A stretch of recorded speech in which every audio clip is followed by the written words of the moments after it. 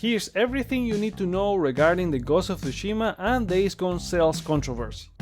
Hello friends, welcome back to Hypergames. My name is Joseph and we got sales numbers from Ghost of Tsushima that prompted former Days Gone director to make some comments.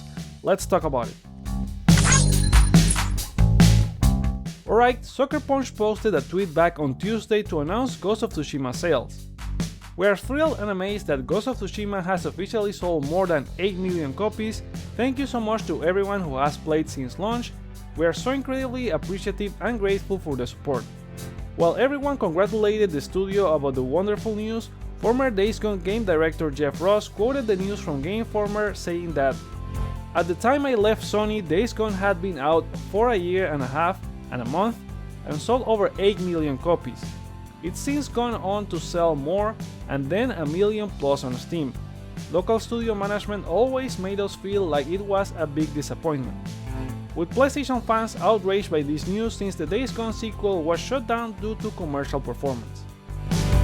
Jeff Ross appeared alongside John Garvin at David Jaffe's podcast this week and provided further info on his comments.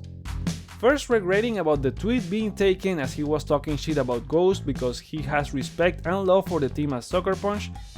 That's also part of my personal criticism on his comments, not that he was talking shit but more like removing the spotlight from Ghost's achievement.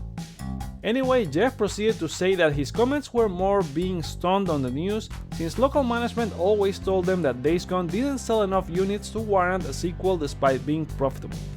People also thought he was referring to top management at Sony, which Jeff corrected, indicating they received support from Sony but his issues were with Ben's local management, which has not been fixed and was part of the reason he departed the studio in December 2020.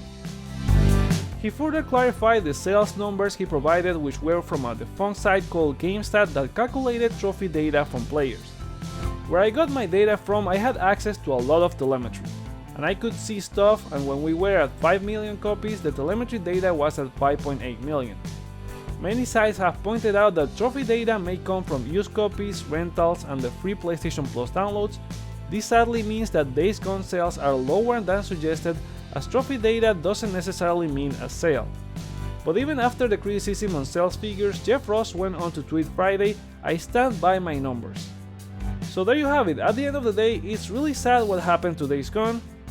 I bought the game way after launch and didn't like it at first but ended up loving it and wish we would get a sequel, but seems it's not happening with Ben now working on a new IP. I also think it sucks this was brought on top of Sucker Punch Celebration, which they rightfully deserve. But what are your thoughts on all this? Would you have bought a Days Gone too? What do you think about Ghost Milestone? Share them in the comments below, like or dislike to show your feedback. Check out other videos you may like while you're here, including a recap from PlayStation at CES, and consider subscribing for more PlayStation content.